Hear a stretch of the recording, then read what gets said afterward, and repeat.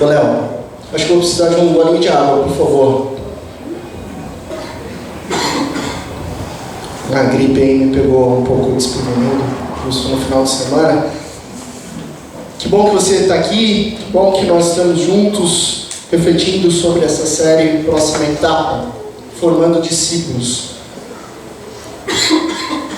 No primeiro domingo, a gente refletiu sobre pensar, né? Usamos esse sinal aqui.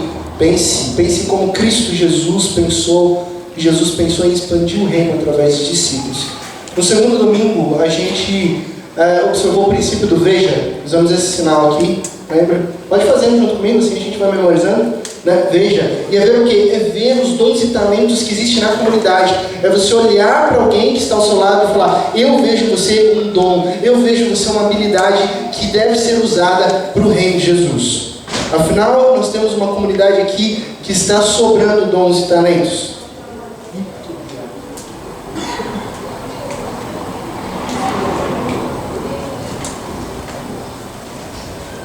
Na semana passada, nós conversamos sobre compartilhar a vida. Aí o sinal foi esse, lembra? Mão no coração. Por quê? Porque compartilhar a vida é o que Cristo Jesus fez. Jesus passou tempo junto com os discípulos, é assim que ele ensinou. A gente trabalhou aquele verbo grego, diatribo, que é se esfregar, que é literalmente passar tempo ao lado de uma pessoa, priorizando o quê? Relacionamentos. Jesus foi extremamente intencional. Ele se relacionou e disse: olha, eu quero ser teu amigo, vem caminhar comigo, olha, eu vou para sua casa, olha, a gente vai comer juntos, olha, entre nós não vai haver nenhuma sombra de amizade, mas a gente vai caminhar na mais aberta luz, entre amigos, numa jornada onde você pode confiar em mim e seguir os meus passos. Então Jesus, ele nos ensina a criar relacionamentos intencionais e formativos. Hoje o tema da mensagem é esse: abençoe. Abençoe. E para esse sinal a gente vai pensar na seguinte maneira. Faça assim com as duas mãos. Esse é um sinal que a gente faz geralmente em adoração, quando a gente pede que o nosso Deus nos abençoe, correto? Esse é um sinal muito bom que nós fazemos quando nós cantamos, quando nós estamos em oração, nos nossos lares. O sinal de abençoar vai ser assim: você vai pegar as suas mãos agora e vai fazer assim. Porque esse é o princípio. Nós vamos abençoar as outras pessoas. Ok, muito bem. Nós vamos abençoar. Foi assim que Jesus nos ensinou. Abençoe os outros discípulos. Não é sobre você, é sobre uma comunidade. Vá e forme pessoas. Vá e envie outras pessoas. Incentive as pessoas na missão que Jesus deu a cada um de nós. Então nós vamos olhar para a Bíblia, vamos olhar para o que Cristo Jesus nos ensina sobre isso. E para isso a gente vai usar o texto base de Mateus capítulo 28, versos 18 a 20.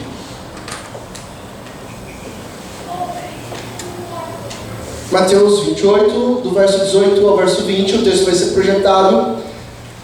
E diz assim: então Jesus aproximou-se deles e disse: foi-me dada toda a autoridade no céu e na terra. Portanto, vão e façam discípulos de todas as nações, batizando-os em nome do Pai, e do Filho e do Espírito Santo, ensinando-os a obedecer a tudo o que eu lhes ordenei, e eu estarei sempre com vocês até o fim dos tempos. Essa é a grande comissão, é o verso bíblico conhecido como a grande missão de Deus, que nos chamou para participarmos da grande obra que é a formação de discípulos. Essa semana eu estive alguns dias lecionando no Instituto Nici. O Instituto Nici de Missões tem uma foto aqui de um tempo que eu passei junto com alguns missionários. Eu não conhecia a base missionária Jeová Nissi e fiquei impressionado com o que eu vi lá. Fiquei impressionado com o testemunho desse trabalho. A Companhia de Artes Nissi, ela nasceu em 2000 com 12 jovens com o coração quente, com o coração acelerado, com a ideia de evangelizar pessoas, percorrendo todo o Brasil, o sertão do Brasil e outros países, fazendo o quê? Teatro. Eles são artistas, eles são fantásticos, fazendo teatro, maquiagem, palhaçaria e comunicando o Evangelho. Trabalhando com inclusão social, em diversos lugares como praças públicas, asilos, hospitais, clubes, presídios e teatros. Trabalhos sociais eles fizeram um monte no sertão do Brasil e em grandes centros urbanos também. A equipe de missionários foi crescendo. Aí eles perceberam que Deus tinha algo a mais. E diante de uma oração, o diretor ouviu a voz de Deus dizendo: vocês precisam expandir esse reino em Angola. Vocês precisam inaugurar uma aldeia em si, porque as pessoas da Angola estão precisando ouvir de Deus. As pessoas de Angola estão sofrendo sem comida. E lá na província do Bié, eles iniciaram 8 anos atrás a aldeia em si. Essa é uma foto das crianças que fazem parte da escola. Eles atendem hoje numa escola 1.100 crianças. Um projeto que começou 8 anos atrás, hoje atende 1.100 crianças lá na província do Bié. 245 famílias são assistidas e cerca de 59 empregos foram gerados diretamente pelo Instituto. Então hoje, eles perceberam a necessidade de preparar os missionários teologicamente também. Então por 4 meses, de uma maneira intensiva, eles aprendem na base missionária sobre teologia. E ao aceitar o convite de eu participar lá, lecionando para essa turma de jovens, eu acabei conhecendo esse trabalho e eu acabei me apaixonando por tudo isso. E é interessante pensar que tudo aconteceu, deu um start através de um sonho de abençoar, o sonho de expandir o reino, o sonho de propagar o evangelho, o sonho de ajudar o próximo e transformar vidas. E assim, um pequeno grupo de jovens decidiu pensar como Jesus. E aí eles decidiram olhar como Jesus, e eles olharam uns aos outros e falaram: a gente tem um dom, a gente pode fazer teatro, a gente pode fazer arte. E eles decidiram compartilhar a vida uns com os outros e abençoar pessoas assim como Jesus nos abençoou, ativando dons, formando novos aprendizes, missionários e novos discípulos que são engajados e desenvolvem seus dons na missão de Deus. Então, ao ver tudo isso, estar imerso nessa base, a gente acha que vai lá abençoar, né? Aí você recebe um convite e fala: pastor, a gente queria que você desse aula. Aí você vai crente achando que, nossa, eu vou lá e ser bênção para a vida dos alunos. E aí quando você chega lá, você descobre que eles que são bênção nas nossas vidas. E que eu que aprendi muito durante esses dias. Então confirmou ainda mais a nossa missão do que de sermos multiplicadores de discípulos de Jesus, de sermos pessoas, uma comunidade que expande o reino de Jesus. E a partir dessa ilustração, eu quero te chamar a atenção para essa etapa, que consiste em abençoar pessoas, em ativar dons das pessoas da comunidade, para que elas possam ser enviadas, e assim elas abençoarem outras pessoas também. No texto que lemos, Jesus já ressurreto, como prometido, ele aparece pessoalmente para os discípulos. Então ele comissiona 11 dos seus aprendizes a iniciarem uma missão de formar outros discípulos. É interessante pensar que na missão de Jesus, isso já estava lógico, isso já estava planejado, que a missão, que a igreja iria se expandir, não somente pela pessoa de Jesus, mas através da igreja. E aí o texto bíblico diz o seguinte, que Jesus aproxima-se deles e disse: foi-me dada toda a autoridade no céu e na terra. Jesus pessoalmente, Jesus intencionalmente, Jesus já ressurreto, vai passar tempo com os discípulos. Ele não vai mandar um anjo, ele não vai mandar um recado, ele próprio vai até os discípulos e diz a eles. E essas são as últimas palavras de Jesus na terra. São as últimas palavras. Você já parou para pensar nisso? Quais seriam as suas últimas palavras a serem dirigidas para as pessoas das quais você ama, que você tanto ama? Já parou para pensar nisso?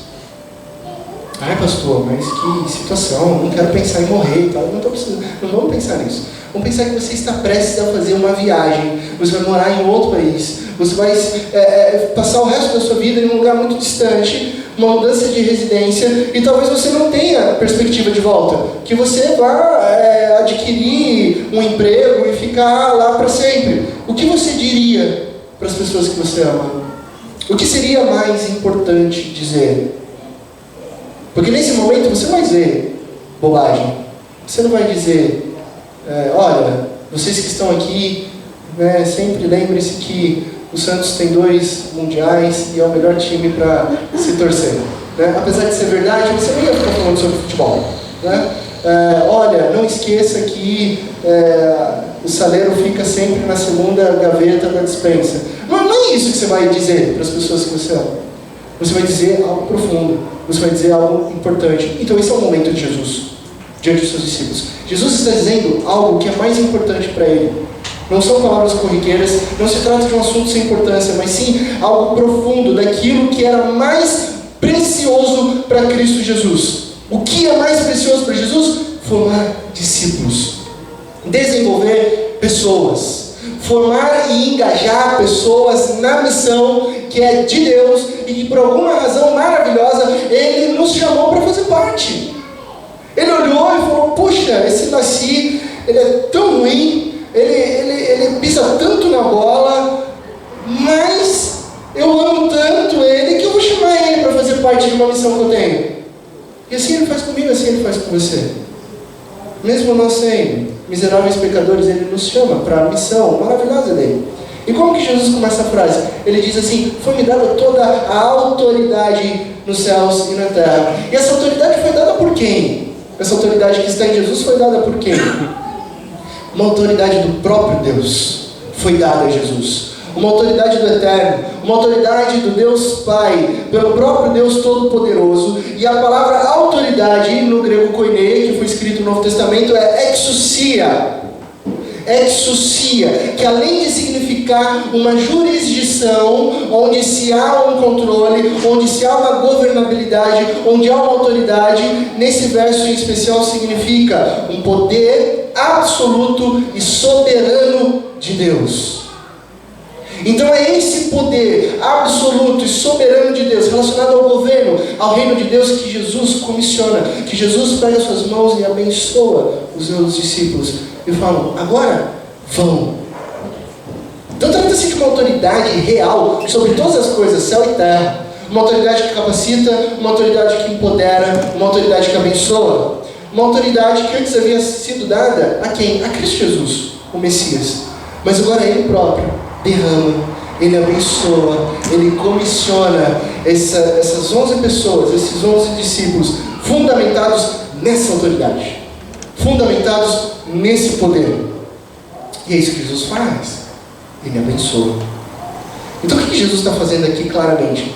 Jesus está ativando os dons de cada um desses discípulos para continuarem a obra de Deus. E aí Jesus dá autoridade para daquele momento em diante eles saiam proclamando a missão, proclamando o Evangelho a respeito de Jesus, formando assim novos discípulos de Jesus, criando uma comum unidade. Isso é igreja. Igreja é gente. Não é estrutura, não é parede, não é prédio, não é programação, não é evento. Igreja é corpo, igreja é gente. Por isso que Jesus passa tempo com gente. Jesus se esfrega nos discípulos, caminha com os discípulos, porque isso é igreja. Quem são os discípulos de Jesus em 2019? Eis os discípulos de Jesus. Nós somos os discípulos de Jesus aqui.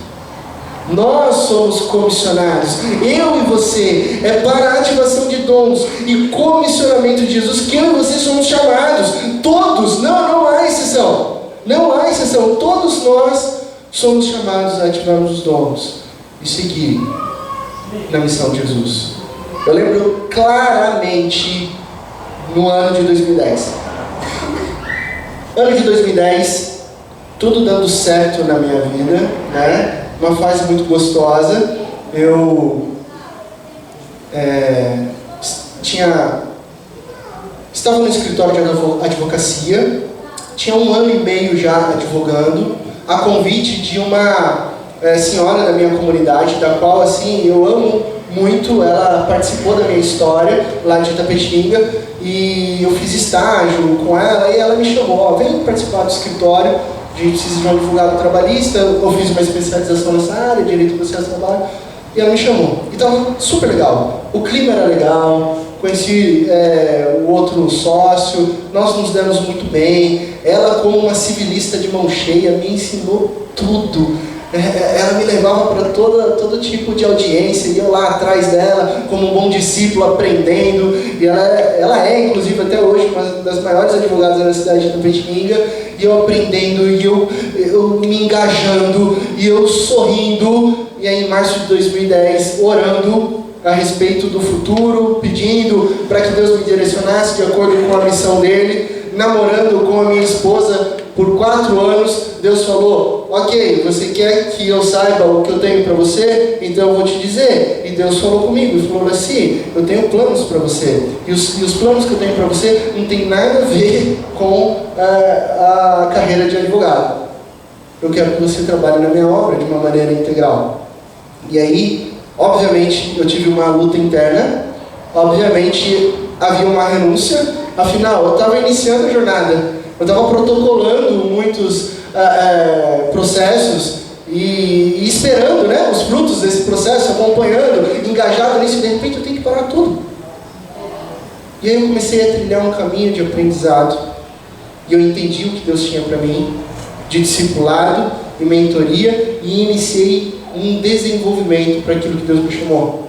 E aí, em dezembro de 2014, depois de 4 anos de preparação no Seminário Presbiteriano Sul, eu lembro da noite do dia 14 de dezembro, onde eu retorno para a minha igreja presbiteriana de Tapetininga que me enviou, e ali, diante de 9 presbíteros e 4 pastores, eu fiquei de joelhos, e eles impuseram as mãos sobre mim, oraram pela minha vida e me comissionaram a missão. E ali, naquele momento, eu percebi que eles estavam ativando os meus dons e os meus talentos, tudo aquilo que eu aprendi para iniciar aquilo que Deus me chamou a servir.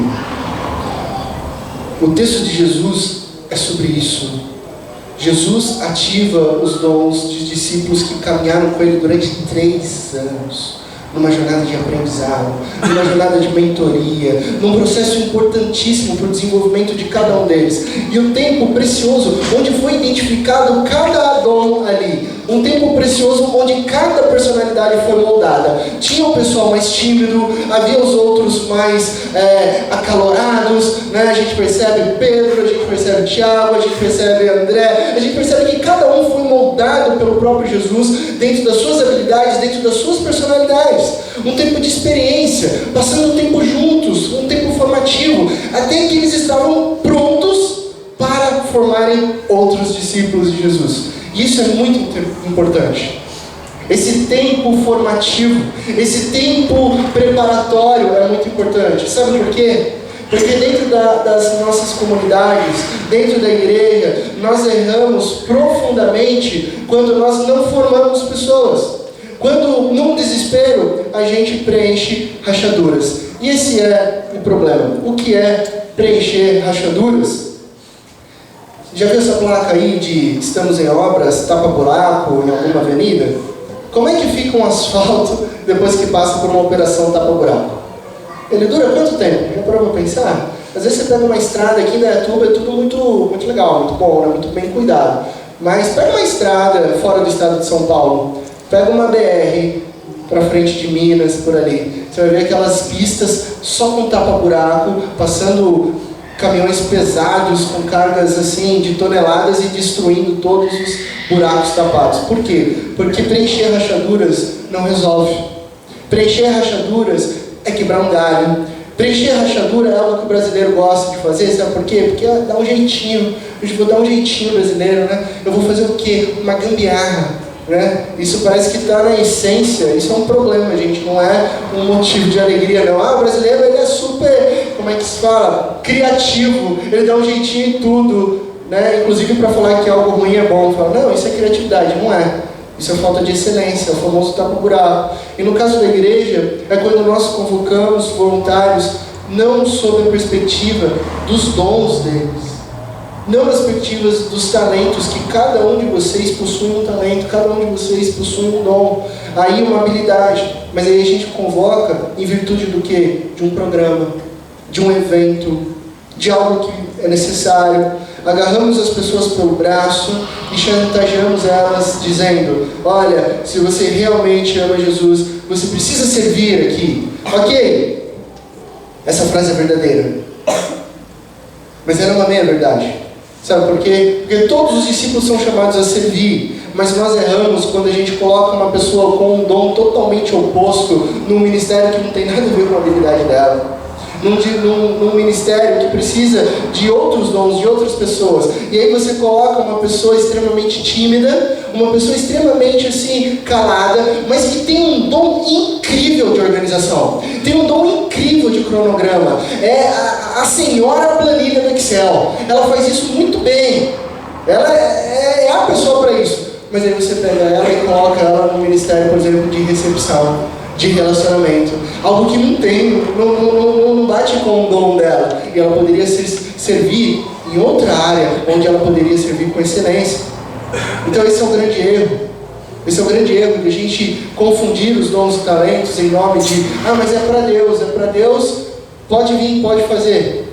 Interessante, né, que se você está num avião, e o avião está caindo porque o piloto está passando mal, e de repente alguém está do seu lado e fala, nossa, eu sou crente também, eu sou cristão, e assim, eu amo muito Jesus, eu não conheço nada de pilotagem, mas eu acho que eu vou lá fazer uma oração e talvez levantar esse avião.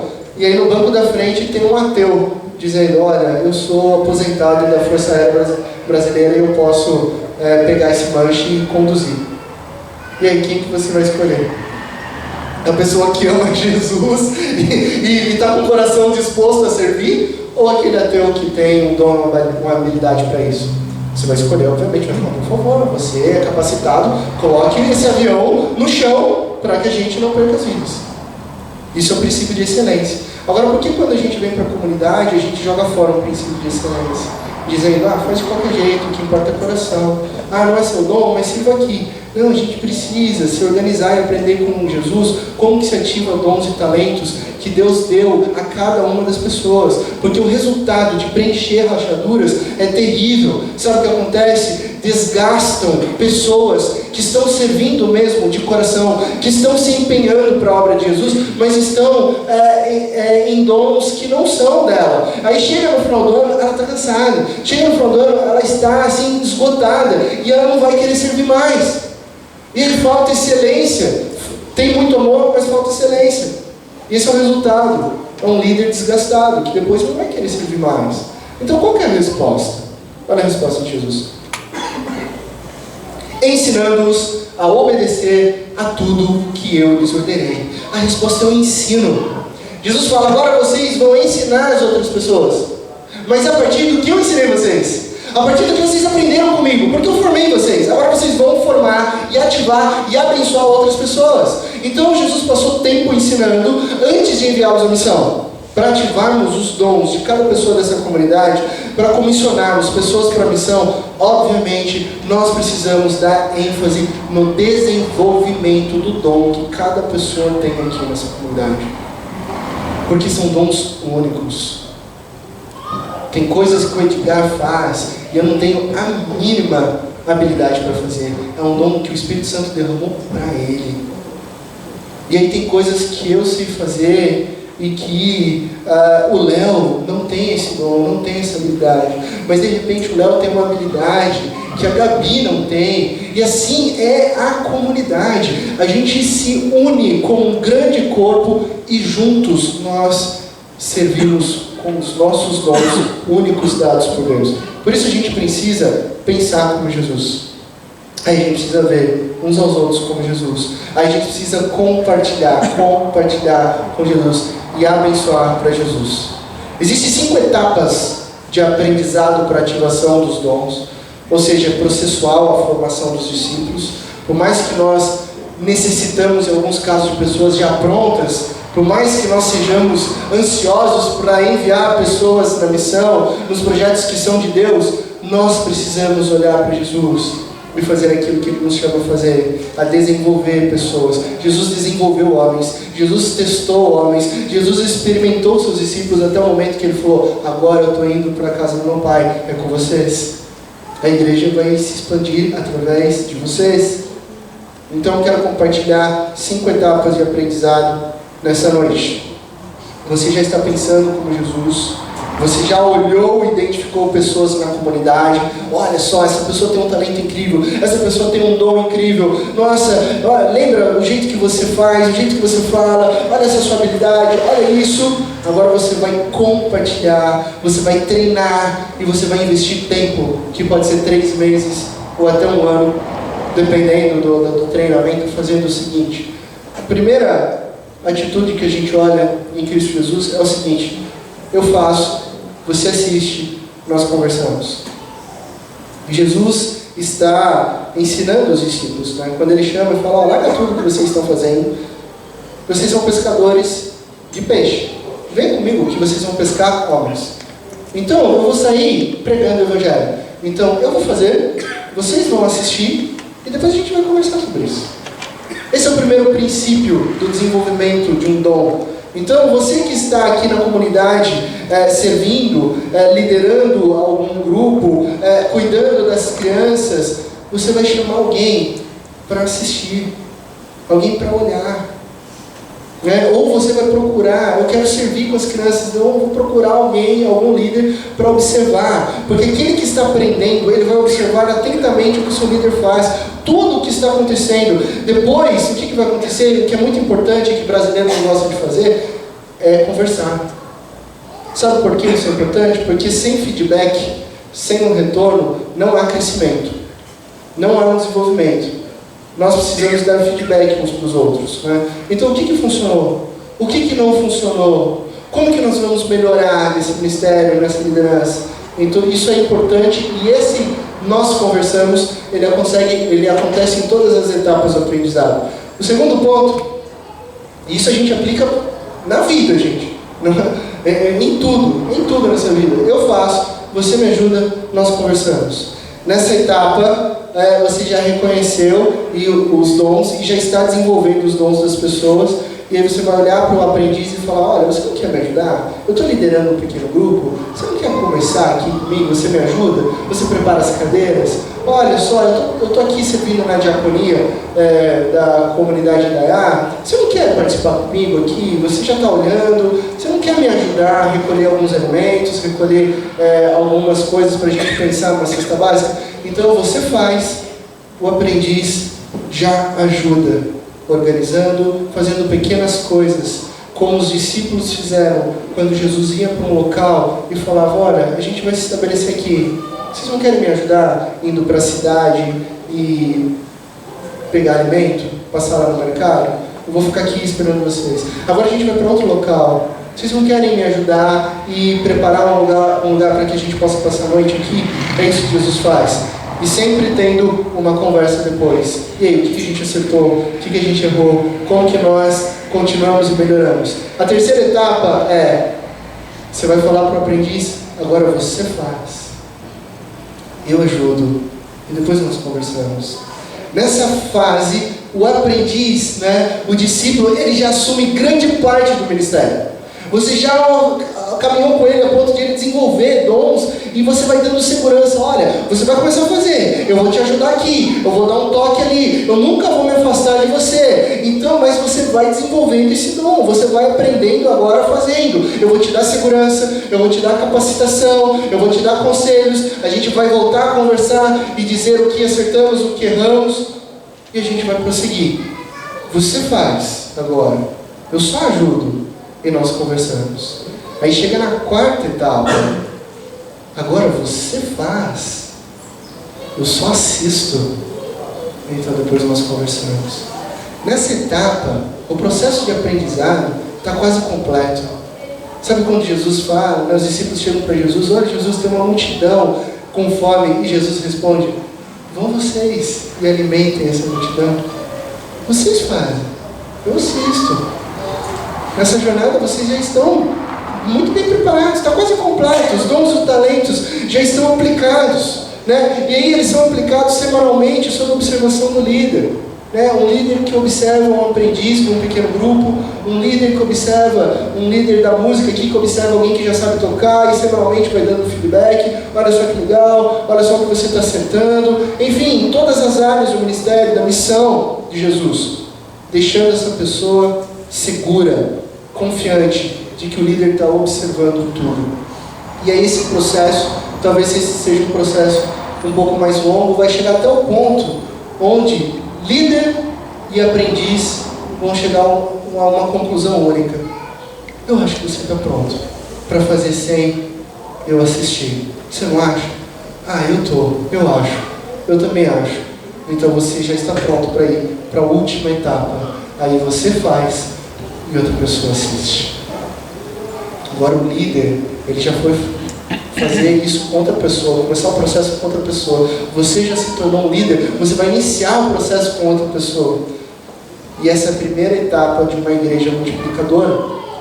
Aqui o discípulo já tem os seus dons ativados, e ele começa a liderar, ele começa a servir, ele começa a mentorear e ensinar o novo aprendiz. Afinal, todo o desenvolvimento dele foi em cima do que Cristo Jesus ensinou, né, a desenvolver outras pessoas. Então já está no DNA dele, não vai parar nele. Ele vai chamar outra pessoa e falar: vem cá caminhar comigo, porque eu vou ativar daqui a pouco os seus dons, e você vai continuar servindo, e a gente vai expandir o reino de Deus juntos. Então 5 passos extremamente simples, mas profundos, que desenvolvem outros discípulos de Jesus.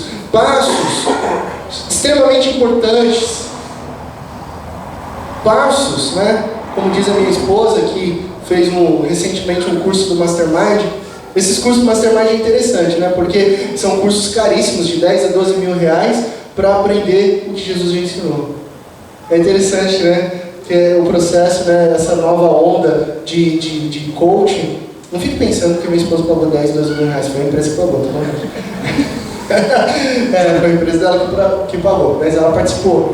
E aí ela observava o quanto esses grandes nomes do coaching bebem da Bíblia, dos ensinamentos de Cristo, né? Aí você vai lá, paga 10, 12 mil reais, sendo que tem de graça na Bíblia.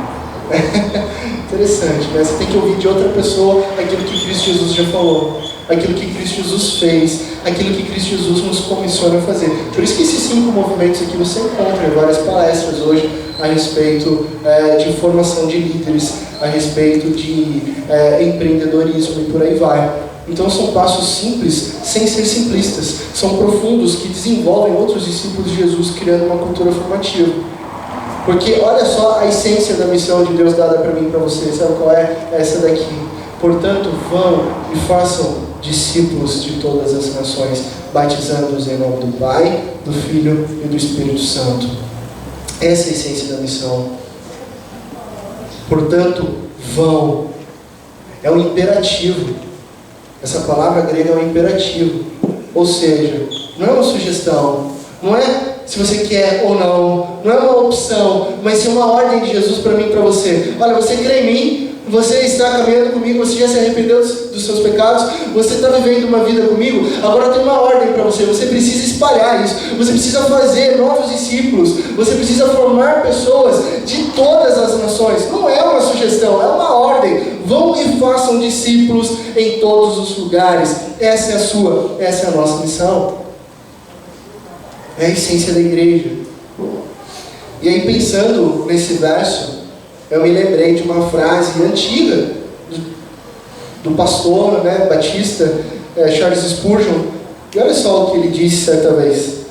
Ele disse: todo cristão ou é um missionário ou é um impostor. Frase profunda, né? Não tem opção. Ou você é um missionário, ou você está engajado na missão, ou você está se preparando para expandir o reino, ou você está ensinando, ou você está servindo, ou você é um impostor. Nós, como igreja, temos que obedecer ao chamado e abençoar pessoas. Existem muitas pessoas na nossa cidade que ainda não conhecem Jesus Cristo. Existem muitas pessoas precisando que o reino chegue até elas. Existem pessoas que precisam saber que Cristo Jesus é a resposta, que Cristo Jesus é a salvação. Existem pessoas que estão num reino de pecado, estão num governo distante de Jesus, e por isso elas estão sendo oprimidas, por isso elas estão passando fome, por isso elas estão desempregadas, por isso elas estão sem solução, sem saber para onde ir. E são essas as pessoas que a igreja precisa alcançar para ser bênção. São essas pessoas que a igreja precisa atingir para expandir o teu reino na cidade de Indaiatuba, além da cidade de Indaiatuba, por todas as nações. Então, alcançar pessoas, inseri-las na comunidade, ensiná-las nessa comunidade da fé e auxiliá-las com seus dons e talentos. Essa é a nossa missão, essa é a sua missão. Não é a missão do pastor, não é a missão do presbítero Onofre, do presbítero Edgar, do presbítero Tiago. Não, essa é a sua missão. Não terceirize a sua missão para um líder da igreja. Ah, pastor, você precisa conversar com a minha vizinha porque ela está passando por uma situação muito difícil com a irmã dela. Ok, vai ser um prazer eu tomar um café com ela, mas você não acha que você tem muito mais ferramentas de amizade e relacionamento para levar uma palavra de esperança para ela? Você não está achando que Jesus te chamou para você fazer essa missão? Eu vou, vai ser um prazer, vai ser uma alegria, mas essa missão é sua, não é minha. Ela não está disposta talvez a ouvir um desconhecido sobre salvação, sobre o reino, mas talvez ela seja extremamente impactada pelo seu testemunho de vida, pela tua família, pelo aquilo que você vive diante do reino de Jesus. Então, quando decidimos responder ao chamado de Jesus para abençoar, não para a gente receber bênção apenas, mas para a gente abençoar as nações, formando discípulos, Deus nos usará. E isso é fantástico. Cada um de vocês, assim como Ele vai usar cada pessoa que você vai desenvolver e que vai estar aprendendo sobre o reino. E Deus fará ainda coisas maiores e lindas sobre as nossas vidas, porque o verso bíblico ele termina assim: e eis que eu estarei convosco todos os dias da sua vida, até a consumação dos séculos, até o dia que eu vou voltar. E a gente ama esse final, não é verdade? Não é poderoso? E eu estarei com vocês todos os dias até eu voltar. Essa é uma promessa de Jesus. A gente ama esse final da frase, mas às vezes a gente não para pensar que tem uma palavrinha bem pequenininha ali antes do estarei. Tem um E. O E no grego é kai. Kai é uma conjunção aditiva. Ou seja, Jesus estará comigo, com você. O Deus conosco estará nas nossas vidas desde que eu e você estejamos em missão. Então a gente precisa estar engajado na missão. E aí Ele vai estar conosco, nos capacitando em cada desafio, em cada momento. Onde a gente precisa sonhar grande. Sonhar um sonho que não esteja nas nossas mãos. Comentei com vocês que eu tenho um sonho de plantar 10 igrejas. Plantar 10 igrejas é um sonho que é totalmente razoável para a minha idade e para aquilo que está nas minhas mãos se eu me esforçar no ministério. Eu não posso sonhar com 10 igrejas plantadas. Eu tenho que sonhar com 100 igrejas plantadas. Porque quando eu sonho com 100 igrejas plantadas, esse sonho vai além do que eu posso fazer. E quando vai além do que eu posso fazer, o que eu tenho que fazer? Eu tenho que me ajoelhar diante de Deus e falar: Deus, eu não sou nada, eu dependo do Teu poder sobre a minha vida. E aí eu vivo só na dependência do poder de Deus e não nas minhas mãos.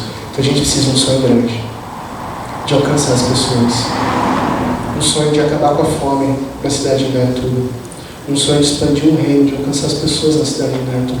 A gente precisa de um sonho grande, onde a gente dependa plenamente e inteiramente de Deus.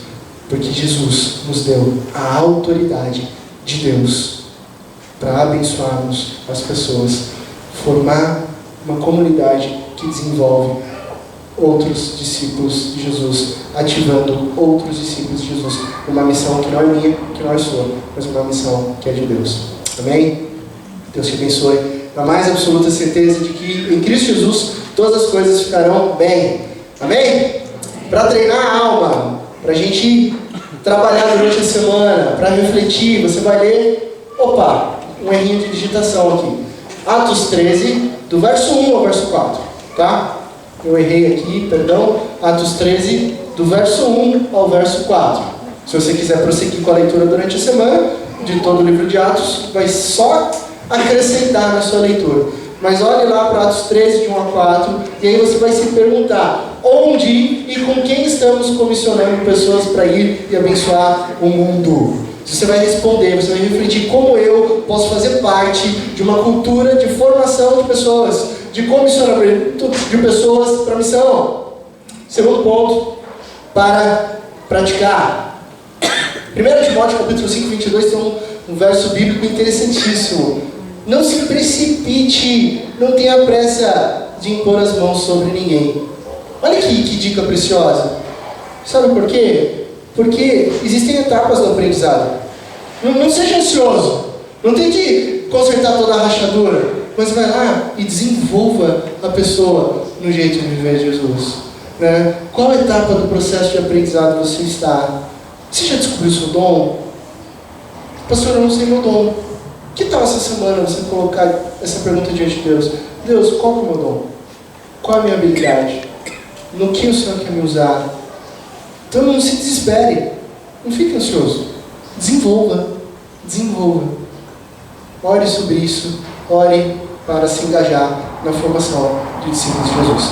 Amém? Vamos colocar em pé, nós vamos cantar essa canção, Tua Graça Me Basta.